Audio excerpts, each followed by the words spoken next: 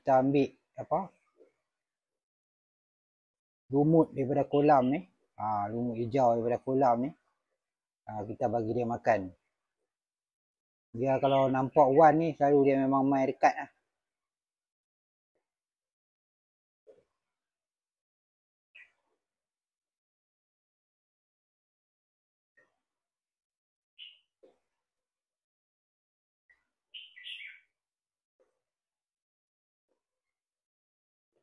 Awang, mai. So, nama dia Awang. Awang, mai.